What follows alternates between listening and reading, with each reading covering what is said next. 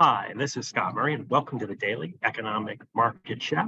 It is Thursday, May 25th, 2023, and we got a whole plethora of data today. We're just going to drive through it and give you some perspective, not just the headlines, but try to get into, which is what we've tried to do here a lot.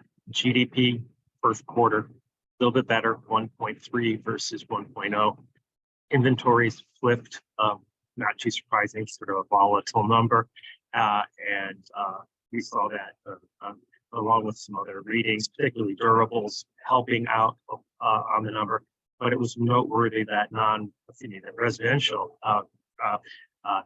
fixed investment, housing, more or less, was quite weak. And that's really kind of the overhang on the economy right now. And it's sort of not what I would say, not consistent with sort of the narrative. Why? Higher interest rates have pushed up, and we're still seeing supply and labor constraints.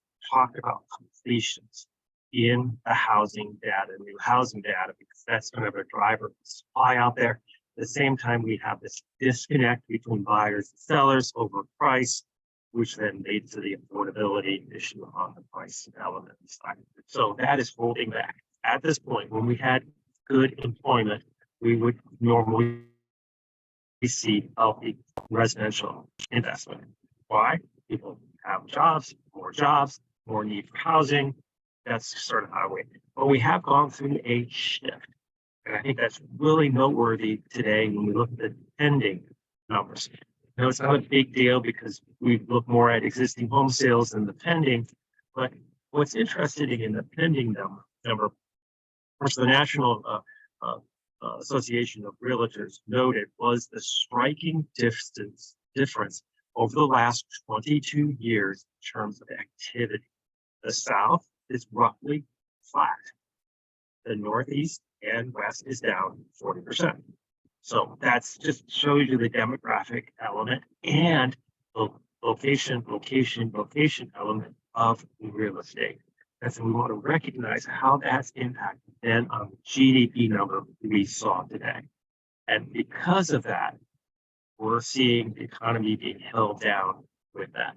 At the same time, we really want to think about employment because that really talking about consumption. Now, the consumption numbers were not great. They upticked a little bit. And what we want to recognize is that durables really carrying the load right now. Durables can be quite fickle. Clearly, we're getting some better readings. We'll probably see that come back. That will then sort of maneuver with the modest services number and the lower non-durables, kind of showing a consumption slowdown. Not surprising. She was kind of exhausted anyways. The budget debate is making them a little nervous. We saw 50% of the Americans don't really believe the politicians can manage the economy well. That's taking away the expectations of purchases. But at the same time, remember, we are seeing healthy jobs. So it's sort of the environment may not be the best, but when you have job opportunities, when you have new employee opportunities, when you have opportunities to get a new job, 15% pay hike associated with that, according to the ADP numbers, contrast that with the 5% that employees are getting the next day. So there's a real catalyst out there to quit. And we continue to see that. We continue to see job plentiful. And when we look at the unemployment data, again, that narrative that was out there right now said to you, recession is around the corner, we'll be laid off, we've hit the chasm, and we're going to fly right down it, is not really occurring because in the unemployment data, we're seeing a modest uptick that's sort of slowing. But when we see the non-seasonal part of it, we actually see lower, 1.6 versus 1.7.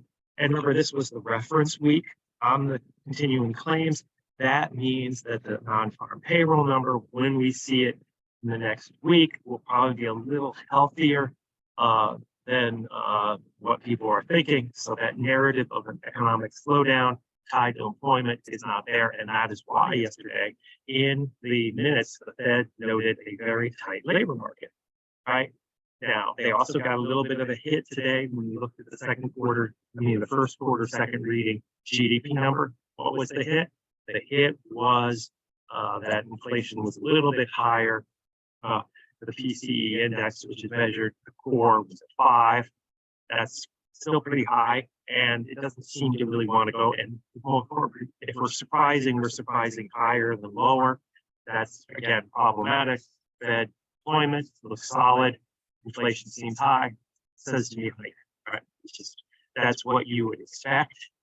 Continue slowing with that, but the Fed's not doing it. I think because of the 500 basis points, because of the distortions out there, that they're really not impacting as much. Why push the envelope when it's not really that meaningful to the marketplace right now? So we want to keep our eyes on those characteristics. So net, what did we see in the numbers? Employment seems healthy. Inflation is persistent. We see the housing market hit with all these cross currents that are going on.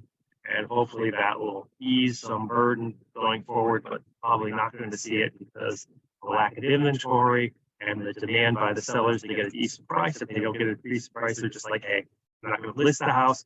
No listing houses, short supply. Therefore, we get affordability looking odd. Contrasting, we loop now back to housing. What one other number we should just kind of back to inflation. One number we should just keep our eyes on as we move forward is the German recession. 2 prints. Consumer was a little bit weaker there. 2 prints, first and fourth quarter of last year, negative. That's going to be a little more problematic for the ECB as they continue to try to fight their inflationary element. And remember, Germany connects so much with Europe, particularly the manufacturing, and externally to China and the demand that the import demand to China, which has continued to be weak. So I think that's a narrative out there, and that's going to hurt corporate America because of its interconnection with the world. There, we got the corporate profits in the GDP second reading.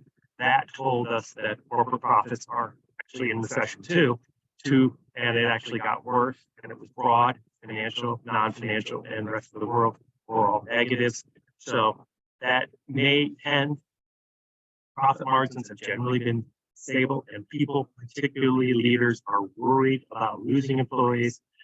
They know the cost of hiring, and they're not really willing to. They want to stem the tide.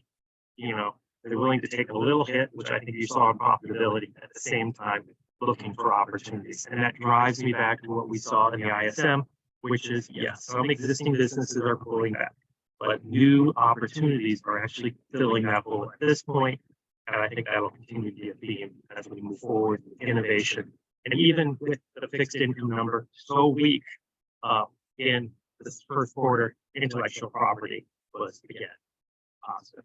This is Scott Murray for the Daily Economic Market Show. Thanks for joining me.